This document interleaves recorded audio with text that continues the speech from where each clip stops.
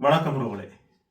இன்றைய நாள் நவம்பர் மாதம் 29ஆம் தேதி இந்த பதிவோடு உங்களை சந்திப்பதில் மற்ற மகிழ்ச்சி. இந்த பதிவானது இன்று உலக ரீதியில் புலம்பெயர் மக்களுக்கான பல கட்டுப்பாடுகள் தற்சமயம் வந்து கொண்டிருப்பதை பார்க்கக்கூடியா இருக்கின்றது. ஐரோப்பாவாக இருக்கட்டும் அல்லது அமெரிக்கா, கனடா, இப்படி பல நாடுகளிலும் புலம்பெயர் மக்களுக்கான பல கட்டுப்பாடுகளை விதித்து கொண்டிருக்கின்றார்கள். அதற்கு காரணம் என்று பார்க்கின்ற பொழுது மறுபக்கத்தில் பொருளாதாரம் தான் முக்கியமாக இருக்கின்றது. அதுவும் இந்த கோவிட் காலத்துக்கு பின்பதாக. அப்படி இருக்கின்ற பொழுது கனடாவை நாங்கள் பார்க்கின்ற பொழுது கடந்த காலங்களில் புலம்பெயர் மக்களை பெரிதளவு வரவேற்ற நாடு இன்று பெரும் கட்டுப்பாடுகளை விதிப்பதை பார்க்கக்கூடியதாக இருக்கின்றது.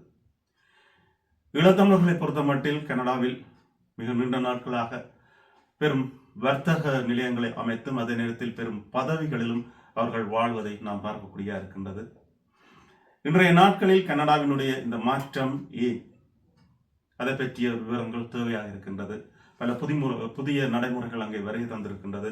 அதை பற்றி நாங்கள் விவரமாக உங்களுக்கு தருவதற்காக கனடாவில் இருந்து நீண்ட காலமாக ஒரு கணக்காளராக பணியாற்றி வருகின்றவர், இன்று உலக ரீதியாக ஒரு கணக்காளராக பணியாற்றி வருகின்றார். இங்கே திரையிலே பார்த்து கொண்டிருக்கின்றீர்கள் திரு பிரேம்குமார் அவர்கள். அவர்களை சந்தித்துக் கொள்வதில் மற்ற மகிழ்ச்சி. வரவேற்றுக் கொள்கின்றேன். வணக்கம் திரு பிரேம்குமார் அவர்களே. வணக்கம் திரு அன்பளித்தவன் அவர்களே. நலமாக இருக்கின்றீர்களா? நாம் நலமாக இருக்கின்றோம். உங்கள் குடும்பத்தார் அனைவரும் நலமாக இருக்க மனமார்ந்த வாழ்த்துக்கள். நன்றி நன்றி. நலம். சரி, சொல்லிக் கொள்ளுங்கள். இந்த மாற்றங்கள் கனடாவை பொறுத்த மட்டில் தற்காலத்தில் நிறைய மாற்றங்களை நாங்கள் அவதானிக்கக்கூடிய இருக்கின்றது. புலம்பெயர் மக்கள் மீதான இந்த அழுத்தங்கள் எதற்காக என்பதனை நாங்கள் பேசிக்கொள்ளலாம். அந்த வகையில் கனடாவில் அறிமுகப்படுத்தப்பட்டிருக்கின்ற விசா முறையானது BC3. இந்த விசாவை பற்றி முதலில் நாங்கள் பேசிக்கொள்ளலாம். சொல்லுங்கள். நீங்கள் சொல்வது முற்றிலும் உண்மை. கனடாவின் குடியுரிமை சட்டங்கள் திட்டங்கள் எல்லாம் 1980க்கு முதலே துவங்கிவிட்டன. அப்படி இருந்த பொழுதிலும் பல மாற்றங்கள் வருடத்திற்கு வருடம் மாறிக்கொண்டுதான் போய்கொண்டிருக்கின்றன. உண்மையில் அதாவது கடந்த வாரம் நடந்த புது சட்ட திட்டத்தில் ஒன்றுதான் இந்த BC3. இதன்படி சட்டங்களில் நீண்ட காலமாக நிலை வந்த பிரச்சனைகளை சரி செய்து வெளிநாட்டில் பிறந்த அல்லது தத்தெடுக்கப்பட்ட குழந்தைகளை கொண்ட குடும்பங்களுக்கு நியாயத்தை வழங்கும் என்ற ஒரு நம்பிக்கையில் முன்பு இருந்த சட்டங்களால் வெளியேற்றப்பட்டவர்களுக்கு இது குடியுரிமையை வழங்கும். மேலும் இந்நாளைய குடும்பங்கள் எப்படி வாழ்கின்றன என்பதை பிரதிபலிக்கும் வகையில் தான் இந்த சட்டத்திட்டங்கள் மாற்றப்பட்டிருக்கின்றன. இதன் அடிப்படை என்னவென்றால் 1947ஆம் ஆண்டு முதல் குடியுரிமை சட்டத்தில் பல மாற்றங்கள் விதிக்கப்பட்டிருந்தன. இதில் அடிப்படையான இன்னொரு வருடம், முக்கியமான வருடம் 2009ஆம் ஆண்டு. 2009 பின்னர் 2015 இதற்கான மாற்றங்கள் ஏற்பட்டன.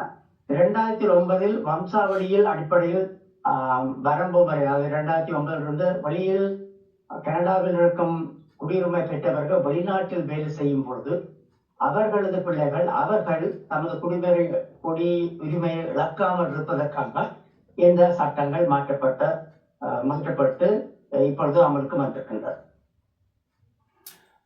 நல்லது. இதை பற்றி உறவுகள் புரிந்து கொள்வீர்கள் நினைக்கின்றேன். இந்த கனடாவினுடைய BC3 விசா அண்மையில் ஏறக்குறைய ஒரு 2 வாரங்களுக்கு முன்பதாக என்னுடைய அதிகாலை செய்தியிலே இதை பற்றி கனடாவினுடைய தற்பொழுதைய வரமுறைகள் என்ன, வெளிநாட்டவர்கள் மீதான தற்பொழுதைய பொதுவான வரமுறைகள் கனடாவை பொறுத்த மட்டில் கற்பதற்கான விசாக்கள் கடந்த காலத்தில் கொடுக்கப்பட்டு வந்து கொண்டிருக்கின்றது. புலம்பெயர் நாடுகள் என்று பார்க்கின்ற பொழுது குறிப்பாக இந்தியா, இலங்கை, ஆசிய நாட்டு மாணவர்களுக்கு நிறையவே அந்த வசதிகள் செய்து கொடுக்கப்பட்டு வந்து இருந்திருக்கிறது. ஆனால் தற்சமயம் பார்க்கின்ற பொழுது அவற்றில் கூட பல கெடுபிடிகள் இருப்பதாக அறியக்கூடிய இருக்கின்றது. அந்த நிலைமைகள் எப்படி இருக்கின்றது? ஆமாம், உங்களுக்கு தெரிந்திருக்கும் நினைக்கின்றேன். நீங்கள் கேள்விப்பட்டிருப்பீர்கள். போன வருஷத்திற்கு முந்தைய வருடம், அதாவது 2023 400 மாணவர்கள் இங்கிருந்து திருப்பி அனுப்பப்பட வேண்டிய நிலையை அவர்கள் இங்கு சத்தியாகிரகம் செய்த பற்றி நீங்கள் அனுமதிப்பீர்கள் நினைக்கின்றேன். சர்வதேச மாணவர்களுக்கான பல புதிய குடியேற்ற விதிகளை அறிமுகப்படுத்தியுள்ளது. முக்கியமாக படிப்பு அனுமதி பத்திரங்கள், ஸ்டடி பெர்மிட் எண்ணிக்கை வரம்பு 2025 10% குறைவாக அமலுக்கு வந்திருக்கின்றது. உண்மையான தொகையை நீங்கள் பார்த்தீர்களானால் 2024 இதன் எண்ணிக்கை, அதாவது படிப்பதற்காக வருகின்ற ஸ்டடி பெர்மிட் சென்று வருகிற குடியேற்ற விதிகள் சர்வதேச மாணவர்கள் 4,37,000 இருந்தது. 2025 மணிக்கம் 4,37,000 வழங்கும் என இந்த வருடத்தில் விதிக்கப்பட்டிருக்கின்றது. ஆனால் இந்த எண்ணிக்கை 2024 4,80,700 இருந்தது. ஆனால் இதுக்கு பலவிதமான சட்ட திட்டங்கள் வரையறைகள் இருக்கின்றது. ஆனால் இதுகளை நாங்கள் கலைப்பதற்கு கொஞ்சம் நேரம் வேணும். இதுதான் எனக்கு தெரிந்த அளவில் நான் உங்களுக்கு கூறக்கூடிய மாணவர்கள் பற்றியது. அதை தவிர்த்து தகவல் பெற்றவர்கள் வருவதற்கான விதிமுறைகளும் மாற்றப்பட்டிருக்கின்றன. அவர்களுக்கான விதிமுறைகள், அவர்கள் எவ்வளவு காசுகள் கொண்டு வர வேண்டும் என்பது கணவருக்கு தெரியாத ஒரு விஷயமாக இருக்கின்றது.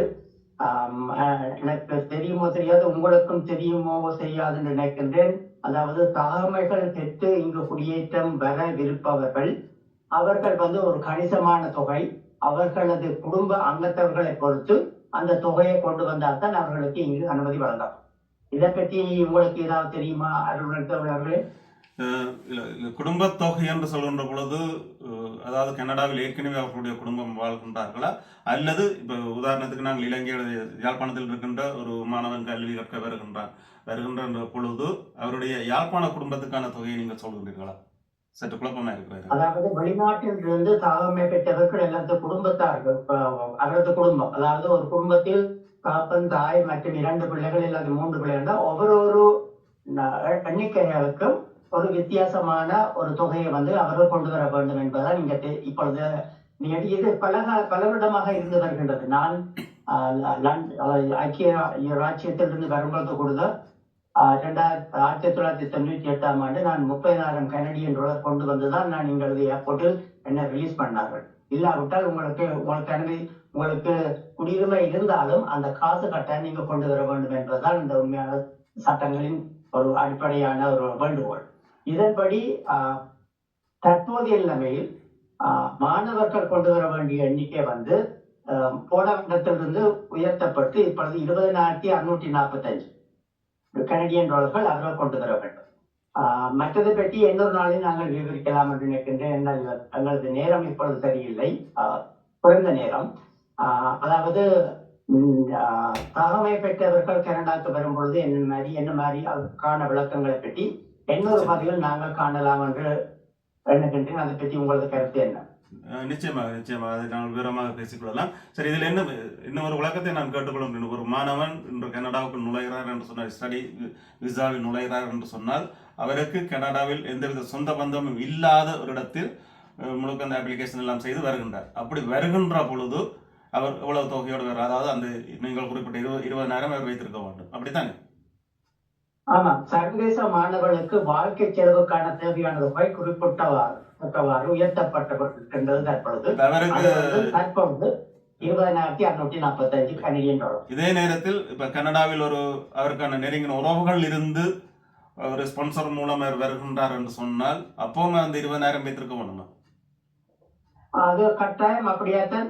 அதை பற்றி விளக்கமாக சொல்லவில்லை. என்ன பொறுத்தவரை அது சரியாகத்தான் இருக்கும் என்று நினைக்கின்றேன். ஏனென்றால் அவர்களுக்கும் இங்கே இருக்கின்றவர்களுக்கும் அவர்களுக்கான வாழ்க்கைக்கான செலவுகளும் அந்த வருமானத்தில் பாதிக்கப்படலாம். சரி, இறுதியாக நாங்கள் கேட்டுக்கொள்ளலாம். கனடாவின் தற்பொழுது அங்கு ஒரு புதிய சட்டம் ஒரு 2-3 நாட்களுக்கு முன்பதாக நான் கூட காலையில் வாசித்திருந்தேன். பிரெஞ்சு மொழி கட்டாயமாக்கப்பட்டிருக்கின்றது புலம்பெயர்ந்து மக்களுக்கு. இதை பற்றி என்ன சொல்கின்றீர்கள்? உலக காலம் இல்லாத ஒரு சட்டம் வந்திருக்கின்றது. நீங்கள் சொல்வது உண்மைதான். கியூபெக் மாநிலத்தின் புதிய குடியேற்ற விதிகள் 2026 முதல் அமலுக்கு வருகின்றது. அதன்படி 45,000 நிரந்தர குடியிருப்பாளர்களுக்கு மட்டுமே அனுமதி வழங்கப்படும். மற்றும்படி திறனை மேம்படுத்த தற்காலிக குடியேற்றத்துக்கு கட்டுப்பாடுகள் விதிக்கப்படும். முக்கிய மாற்றங்களில் பொதுவாக கியூபெக் மாகாணத்தில் பிரெஞ்சு மொழி அது முதன்மையான மொழி, மற்றது 2வது மொழியாக ஆங்கிலம். ஒன்டாரியோவில் ஆங்கிலம் பின்னர் பிரெஞ்சு மொழி இருந்து கொண்டுதான் இருக்கின்றது.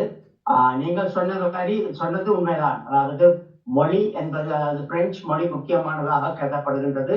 இனிவரும் காலங்களில் 2026 முதல் வருகின்றவர்கள் பொதுவாக வேலை செய்ய வருகின்றவர்கள் தாதிமார்களாகவோ மற்ற படிகளில் செய்ய வேலைக்கு அமர்த்தப்பட்டு கனடாக்கு கியூபெக் மாகாணத்துக்கு வருகின்றவர்கள் பிரெஞ்சு மொழியில் பாண்டித்யம் பெற்றிருக்க வேண்டும் என்பது ஒரு நிபந்தனையாக வந்திருக்கிறது.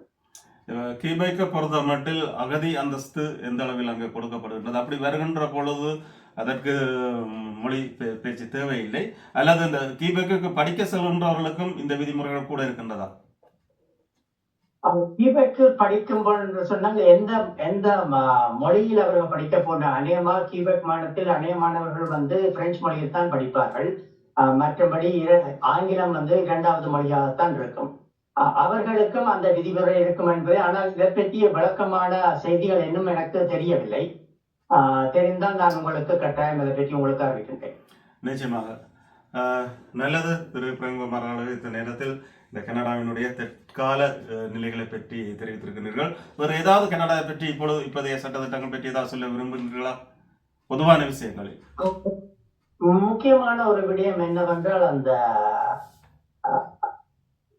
அதாவது கனடாவில் பிறந்து வளர்ந்து பின்னர் வெளிநாடுகளில் வேலை செய்தவர்கள் வந்து நிரந்தரமாக அந்த குடியுரிமை பெற விரும்புவதற்கு முக்கியமான காரணம் என்னவென்றால், 2 பேர், அதாவது தாய் தந்தை இதுவரையில் ஒருவராவது கனடா உரிமை பெற்றவராக இருக்கவர் முதலாவது.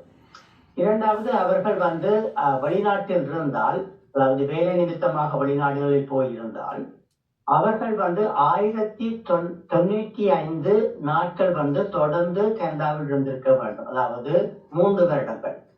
அது இல்லை என்றால் அவர்களுக்கான, அதாவது மருத்துவ செலவுக்கான அந்த காசுகள், மெடிக்கல் ரிலேட்டட் எக்ஸ்பென்சஸ், மற்றும்படி ஓய்வு காலத்துக்காக கொடுக்கப்படும் ஓஏஎஸ் என்று அழைக்கப்படும் ஓல்டேஜ் செக்யூரிட்டி மணி, அதில் தாக்கங்கள் ஏற்படும். நல்லது. அவளை புரிந்து கொள்ளுங்கள். உலக ரீதியாக இன்று வெளிநாட்டவர்கள் மீதான கட்டுப்பாடுகள் நிறைய வருகின்றது. அவர்களிலும் குறை சொல்ல முடியாது. ஏனென்று சொன்னால் ஒவ்வொரு நாட்டினுடைய பொருளாதாரங்கள் மிக மிக பாதிப்பில் சென்று கொண்டிருக்கின்றது.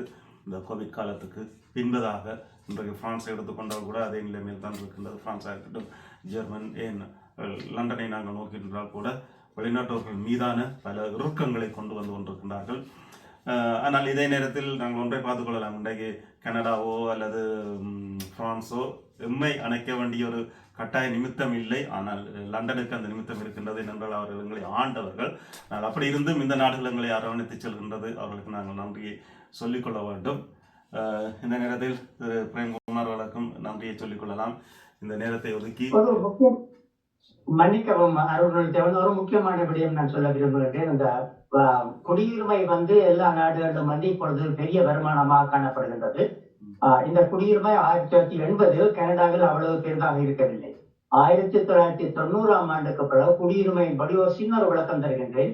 125,000 தலைமை வாய்ந்தவர்கள் இங்கு வந்தார்கள். அவர்கள் வரும்பொழுது ஒவ்வொருத்தரும் 30,000 கனடியன் டாலர்கள் கொண்டு வர வேண்டும். அது வந்து அது ஒரு சட்டத்தின் கீழ் இருந்தது. அதே வண்ணம், அதாவது வியாபாரத்தை பெருக்கும் நோக்கத்தில் வருகின்ற 500 வியாபார குடியுரிமை பெற்றவர்கள் 8 லட்சம் கனடியன் டாலர்கள் கொண்டு வந்தால் தான் அவர்களுக்கு அனுமதி வழங்கப்படும். இது ஒரு மிகப்பெரிய வருமானம் கனடாவில். இதைத் தொடர்ந்துதான் இங்கிலாந்து, ஆஸ்திரேலியா, நியூசிலாந்து, அமெரிக்கா போன்ற நாடுகள் இதை பின்பற்றித்தான் வாங்கின என்பது குறிப்பிடத்தக்கது. நிச்சயமாக அது நேரடியாக இன்று இலங்கையிலோ இங்கிருந்து நேரடியாக அவர்கள் இந்த நாட்டில் இருக்க போகின்றோம் என்கின்ற ஒரு ரீதியில் காசை கட்டி பிரஜா உரிமை கேட்டு வருகின்றது. அந்த ரீதியில் அவர்கள் பணத்தை பெற்றுக்கொள்ளலாம். ஆனால் இன்று பிளத்தை பொறுத்த மட்டில் இங்கு பிறந்து வளர்ந்தோ அல்லது இங்கு வந்து மொழியை கற்று அதன் மூலமாக பிரஜா உரிமை பெறுகின்றவர்கள் எந்த விதமான பணமும் கட்ட வேண்டிய அவசியம் இல்லை. ஆனால் கனடா பற்றினே தெரியாது இல்லை. அப்படி நிறைய பேர் இன்றைக்கு நாங்கள் பிரஜா உரிமையாக இந்த நாடுகளில் வாழ்ந்து கொண்டு இருக்கின்றார்கள். நல்லது. உங்களுடைய தகவல்களுக்கு மீண்டும் நாங்கள் இன்னொரு பொழுதில் மேலதிக தகவல் நிறைய இருக்கின்றது, பெற்றுக்கொள்ளலாம்.